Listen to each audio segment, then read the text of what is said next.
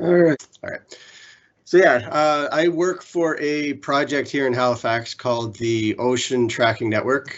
OTN has been around since 2008, and our bread and butter is marine aquatic animal tracking. So the technology in play is acoustic telemetry, basically affixing or implanting pinger tags into specific animals to be studied, and then having infrastructure in place that can detect, decode, and store that tag information as data, which can then be recovered in a couple of different ways. So projects like OTN exist by basically expanding what acoustic telemetry can do. Typically, when you're animal tracking, you have your kind of small neighborhood where you'll track your animal, and then once your animal leaves your system, you don't really know, where it goes and what it's doing. Projects like OTN, and we are not the only one, bring together communities of researchers doing similar work and try and turn it into a big picture situation as opposed to just kind of a little snapshot. So yeah, this is basically a summary of what I just said. So we track animals, we partner with numerous institutions, research programs, and researchers doing similar work with the idea of kind of bringing all that information into one place so that you can start to parse out large scale movement patterns, inform management on a national scale as opposed to just a smaller level, and then turn that information into usable data that can actually inform policy. So tracking can be undertaken for quite a few different reasons, specifically, directing fisheries management programs, building MPAs, judging impact of infrastructure for things like subsurface power cables, a lot of endangered species work. You obviously want to know where your animals are going if they're under any kind of endangered species protection. There's a bit, especially in our neighborhood, aquaculture is a large deal. So knowing if there's any, potentially harmful interactions between your farm fish and wild fish, and then, the list goes on. This slide is probably a little out of date at this point, but just to give you a sense of scale, between OTN Canada and the partners around the globe, we've got somewhere in the neighborhood of 75,000 animals that have been tagged and are currently being tracked in whatever capacity. The network grows every day, so this number, especially that kilometer covered by gliders, I'm sure, Richard, that's a bit outdated, but the input from the autonomous fleet is bigger and bigger every year, and we've managed to kind of piggyback acoustic telemetry as a technology into some of these autonomous glider programs in a lot of unique ways that actually save us quite a bit of manpower, ship time, diesel costs in going out and collecting the data. The bottom number, so myself, my team, we're directly responsible for about 500 moorings in Canada. So this would be infrastructure that we get hands-on with periodically, and the data collection falls on us as opposed to being sent to us by partners through our loaner equipment program. So OTN is a global network. So just to give you a sense of what that means, most of these green dots represent equipment that we've loaned to partners. So a lot of what we do involves partners who want to become part of the network, signing on and basically borrowing the tools that they need to conduct their own research. They're free to do that research, and then after a set amount of time, the data that is collected from that project comes back to OTN, is housed, stored, and eventually made public so that people, who are doing something similar and need the additional information have access to it. The data side of things, which isn't something I'm directly responsible for, is an enormous part of what we do. With acoustic telemetry, there is a gigantic data set that comes along with it, millions, soon to be billions of detections that need to be verified, quality controlled, and then turned into usable scientific information. Our moorings themselves are what I refer to as small package, very simple in design for the most part. They tend not to be very high profile in the water column. Just a few pictures of what they look like, a few different configurations that we tend to use on a regular basis, but really all you're getting into is a receiver, an instrument that can actually listen for the tags, some means of flotation to keep it upright in the water column. In our case, we use a lot of acoustic releases so that we can collect the mooring just by a pop-up mechanism when the study is completed, and then some kind of anchor to hold it in place, usually an iron plate with enough mass to keep it down for as long as 5 years in some cases. These two are probably the most common OTN builds that we get into. So on the right, that's a single year receiver, small D-cell battery. You go out, put it down, come back after a year. It needs to be physically collected in order to pull the data off of it. It's just a Bluetooth through a proprietary software. And on the left, the instrument that's contained within the yellow float collar is a 5-year instrument.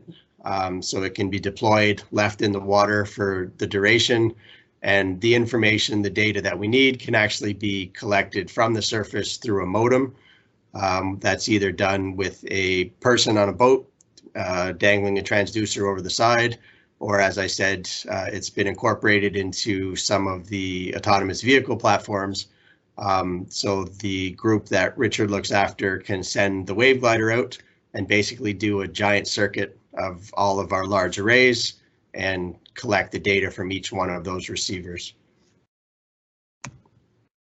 Specific to this group and this conversation, because most of our instruments are subsurface, direct vandalism isn't really an issue. Most of our gear is in deep enough water that even if you knew where it was and you wanted to do something to it, the effort involved is significant and it's really not worth the time. But because we do deploy on such a large numerical scale, there are interactions and issues that we face. Fishing is probably the biggest one. Trawlers are very good at picking equipment up off the bottom. And then you get into the return policy and the conversations with fishermen who are not always in the best of moods when they have to fish your equipment out of their trawl nets. If you deploy enough equipment, a small percentage of it will fail for whatever reason. So we do have equipment that breaks free earlier than it's supposed to, and then is collected and dealt with at the surface. And I'll get into a couple of just specific examples of situations we found ourselves in. I will say that all of our equipment is marked with return for award stickers. We encourage people to call found equipment in. And the on-paper policy is basically you call us, we collect the equipment, and then we mail you a check for $200 and everybody goes home happy. The reality is a little bit more broad than that. Everything from genuinely engaged citizen scientists who are very happy with their $200 and want to know more about what we do, all the way to people challenging what we do, taking us to court, and us having to try and fight a legal battle to get equipment that we own back into our hands. So that specific case, the instrument that you see on the right, this is it's called a subs package. It's basically just a float that's designed for high current. We deploy these in the Minas Passage because the Bay of Fundy is a terrible place to try and do anything. And what happened in this specific case is one of these instrument packages broke free. So the float itself was floating at the surface. I believe that the nut in the bottom of the release had been damaged and broke. But a gentleman was out in his boat and he collected this thing, actually physically pulled it out of the water onto his boat. He called the number, which comes to me. I spoke with him and he was very friendly at the time. I told him about the reward. And then when it came time to actually recover the gear, he decided $200 was not enough and he wanted more. We told him, it's policy, it's standard. We couldn't do anything about that. He said we weren't getting our equipment back until we gave him more money. The conversation then kind of spiraled out of control. He started making new claims that when he physically recovered the gear, he somehow managed to damage his boat and he wanted us to pay for that. We obviously said we weren't going to do that. And then the conversation eventually led to us bringing the Dalhousie legal team into the conversation. And we were actually prepared and briefed on what we were going to say in a small claims court testimony before Dalhousie decided that this just wasn't worth the effort financially. So now this gentleman owns a instrument package that he can do nothing with and is worth nothing to anybody but us, who will never see it again. So this was a very unfortunate set of circumstances where the wrong person recovered something that belongs to us, made enough of a fuss about it that we'll probably never see it again. A second case that comes to mind, so we do assist in the deployment of a couple of these SOFAR buoys. If you're familiar with them, it's a basketball-sized float meant to do wave height measurements. So we were engaged with a group with the First Nations community in the Pictou Landing, Nova Scotia area. The plan was to go out with some of their people and deploy this buoy package, and then turn it into a teaching instrument where we would engage school groups and different, community members to explain what it was for, what we were doing, give them access to the portal, and actually have it be a proper teaching tool. We got about 24 hours of data before the instrument went dark, went out to check on it, and it had been cut clean. So somebody just reached down and grabbed that, the unit that you see in the picture, cut it free from its tether, opened the panel, turned it off, and then disappeared with it. So the rest of the mooring was in place. The rest of the mooring is just basically cable and a couple of flotation instruments, but the actual data instrument was gone after 24 hours of data collection. And obviously, when you start talking about losses, the capital loss is one thing, the value of the instrument, the value of the data, but this was earmarked for a proper engagement program, school groups and community engagement, and that's just not going to happen now because somebody decided that they would just steal the thing. The last one I have, just because it's kind of hilarious in its ridiculousness, we deployed a real-time acoustic telemetry buoy a couple of years ago, so you can see it in the image. It's not a very big buoy, but it is top to bottom surface buoy. So this was moored on, probably 400 or 500 pounds of iron, a bunch of steel chain and rope riser through the water column. And the idea with this is that it collects the same telemetry data that we use in our subsurface instruments, but you can log into it through cellular networks and actually see which animals are hanging around your buoy in more or less real time. This is used a lot in places like California and Australia on the beaches where they deal with a lot of big sharks. Obviously, if you've got big sharks off a beach, you might want to consider closing the beach. So we were playing with this idea and seeing if there was any direct application. The nice thing about it is that it has a geofence. So if the buoy drifts outside of a watch circle, you start getting alerts and alarms saying, your buoy is adrift. You might want to think about picking it up before it smashes into the rocks somewhere. So one day we were sitting and we started getting the alarms. We logged into the buoy to see what was going on, and the buoy was doing about 8 knots, which is odd. And we actually watched it in real time as it traveled from where we left it into a kind of a horseshoe bend around a corner and then pulled into a port. We know enough people in the area that we were able to make a few phone calls and find out if anybody could find it for us, and it was sitting on a gentleman's boat in one of the local ports of call. We had a series of interesting conversations with this gentleman, and he tried to play a similar card as the other person, saying that damage was incurred, he wanted money. Thankfully, this one was resolved by bringing one of our local captains into the conversation who knew the area and he knew the people, and he was able to basically say, just, you know, you stole it, give it back, and we'll leave it at that. So this was a case where nothing was wrong with the mooring itself. They actually recovered the entire mooring, so top to bottom, anchor, chain, float, the entire thing, picked it up out of the water, took it home with them, and then tried to claim that they found it and they wanted a reward for it. The buoy itself sustained a little bit of damage because it was not dealt with properly. So some of the solar panels had some chips on it. You know, there were some dents and dings that we had to send it in for assessment and repair. And then obviously we're not able to go back and put it down in the same place because we have to worry about people taking it home with them. That's kind of been my experience with vandalism.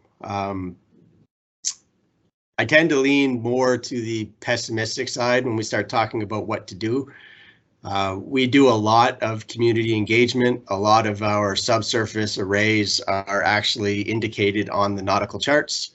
If we're doing anything with an outreach program, we are very actively involved, you know, with the groups who are in the area. But if you're dealing with somebody who plans or is of a mind to do whatever they're going to do, I don't think there's a whole lot you can do about it, unfortunately.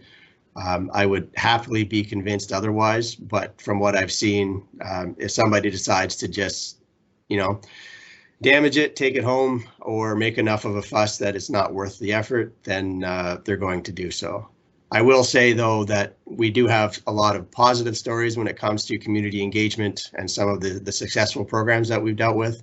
So I would highly recommend doing that whenever possible. You know, you work with the groups in the area.